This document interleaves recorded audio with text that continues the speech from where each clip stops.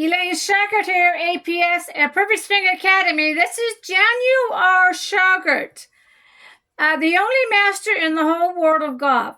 I want you to start with down your short game. If you get that half shot down, like Daniel Shauger's train you never have to pay for lessons again. The second DVD you need to learn is the pole and rope drill. The pole drill teaches you to shift and turn to the right, and Dan will go into more detail on that.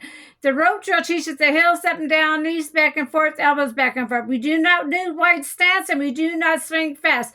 Daniel will go into more detail about that. The next one is the Little Club DVD. It teaches you the right arm movement to the right wrist movement. These are Daniel Shauger's words and not Mike Alston. I interviewed Mike Alston for the words on the right arm movement to the right wrist movement. He said, Daniel is a smart man, he'd get it. See, Daniel had to go back out and study this. They put it in his second book, How to Kill the Ball book. He came back to me, Elaine, says, I know how to put it into words for students can understand. So it's in his book, How to Kill a Ball book, on the right arm movement to the right wrist movement. And he made a Little Club DVD with a device. These are Daniel Shauger's words on the right arm movement, the right wrist movement, not Mike Alston. Here's Daniel, your master. On a posted leg, it's much more accurate. So mechanically, the movement is better. Now, some of you guys may be a little bit old and portly or stiff, some back problems and things like that. You may have a hard time doing that. But it's vitally important to understand that you never want to try to hit the ball in front of you with your spine leaning straight up and down. Even if you have a back problem, I would strongly advise you to try to make sure your belly button is ahead of your chin when you hit the ball.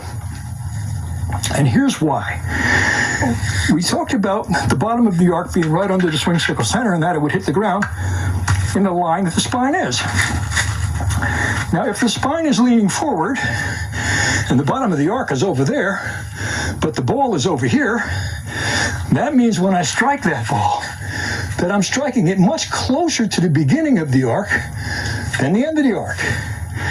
If the ball's lying down there and I'm trying to hit it in front of myself, I have to hold my hands ahead of it in order to be able to have a downward blow on the ball.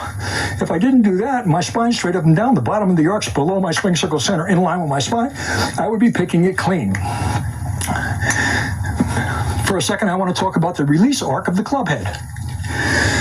The release arc of the club head is when the club comes from trailing the arm. Remember now, it's going straight at the ball, but it's in an arc, and that arc is going to be bent by the rotating plane.